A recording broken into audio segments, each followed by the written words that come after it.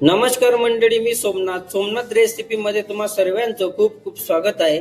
आज आपण बनवणार आहोत फ्रूट कलर न वापरता घरगुती पावभाजी, चटपटी आणि बटर युक्त पावभाजी। ही रेसिपी अगदी रेस्टॉरंट सारखी लागते। चला मग तर आपण आता आपल्या रेसिपीला सुरुवात करूया। मग अगोदर आपण या ठिकाणी कुकर घ्यायचा। कुकर मध्ये 1 वाटी बटाटे मीडियम साइज कट केलेले टाकायचे, 1 वाटी फुलकोबी, अर्धा वाटी वाटाणे टाकल्यानंतर आपल्याला 1 वाटी गाजर या ठिकाणी टाकायचे। हे टाकल्यानंतर अर्धी वाटी शिमला मिरची या ठिकाणी घेतलेली आहे ती टाकतोय आपण। त्याच्यानंतर आपल्याला याच्यामध्ये चवीनुसार आपल्याला मिठाचा वापर करायचा आहे। ते टाकल्यानंतर आपण 1.5 वाटी पाणी भाज्यांमध्ये टाकतोय। 1.5 वाटी पाणी टाकल्यानंतर आपण आता हे चांगलं मिक्स करून घेणार आहोत। मिक्स करून झाल्यानंतर आपण कुकरचं झाकण आता लावणार आहोत। कुकरचं झाकण लावल्यानंतर आपण याला आता गॅसवरती 3 शिट्ट्या काढून घेणार आहोत। आता आपल्या 3 शिट्ट्या या ठिकाणी झालेल्या आहेत। आता आपण गॅस बंद करून देऊ। गॅस बंद केलं की 10 मिनिटं राहू द्यायचं। त्याच्यानंतर आपण थोडीशी वाफ काढून झाकण ओपन करायचं। त्याच्यानंतर आपल्या पूर्ण भाज्या आपण आता मॅच करून घेणार आहोत। भाज्या आपल्याला पूर्णपणे मॅच करून घ्यायच्या आहे। मॅच झाल्यानंतर तुम्ही इथं पाहू शकता की आपल्या भाज्या एकदम अशा छान मॅच झालेल्या आहेत।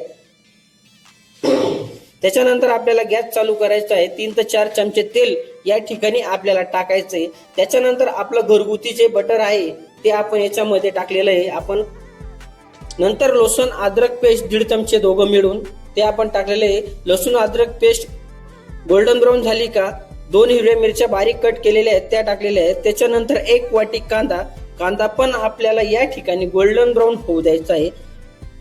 गोल्डन ब्राऊन झाला का अर्धा वाटीपेक्षाही कमी बीट या ठिकाणी आपण टाकलेलं याच्यात। बीट चांगलं आता आपण मिक्स करून देऊ। अर्धी वाटी टमाटे या ठिकाणी आपण टाकलेले आहेत। टमाटे बीट वगैरे हे जे आहे सर्व चांगलं मिक्स करून देऊ आपण। त्याच्यानंतर आपल्याला याच्यामध्ये चवीनुसार मीठ टाकायचं आहे। मीठ टाकून पण मिक्स करून घ्यायचं। त्याच्यानंतर आपण झाकून देऊ 2 ते 3 मिनिटं। 2 ते 3 मिनिटं या ठिकाणी आपल्याला झालेले आहेत। त्याच्यानंतर परत एक वेळेस आपल्याला मिक्स करायचंय, परत 2-3 मिनिटं झाकायचंय, परत ओपन करायचंय। आता आपलं थोडासा मसाला किंवा टमाटे थोडे 50% शिजलेले आहेत। त्याच्यानंतर आपण याच्यामध्ये हळद पावडर टाकतो। हळद पावडर टाकल्यानंतर 2 चमचे धना पावडर टाकलेलं आहे।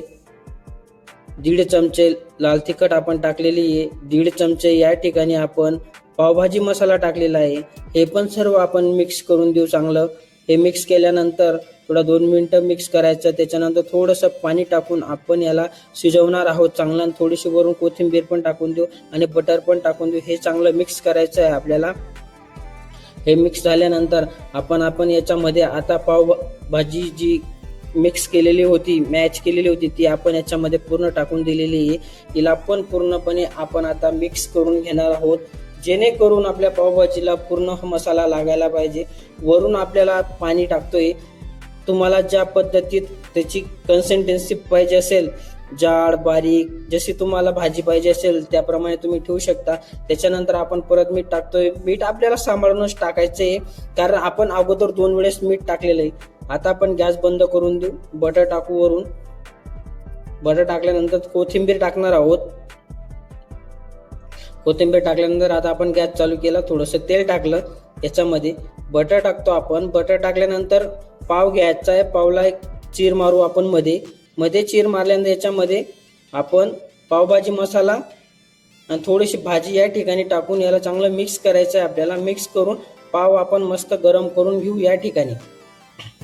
सगळं उलटा पलटा करून आपल्याला हे पाव मस्त असं छान गरम करून घ्यायचे। आता आपले पाव पाहू शकता तुम्ही। परत एक बाजू आपण बटर टाकून चांगलं भाजून घेणार आहोत। आता आपण ताटात सर्व करायला घेणार आहोत। तुम्ही पाहू शकता भाजी टाकल्यानंतर मस्त बटर वगैरे कांदा आपण घेतलेली आहे। तर मंडळी, व्हिडिओ आवडला किंवा रेसिपी आवडली तर लाईक शेअर कमेंट आणि सबस्क्राईब करायला विसरू नका। चला मग आपण लवकरच भेटू पुढच्या व्हिडिओमध्ये. तोपर्यंत बाय. चला.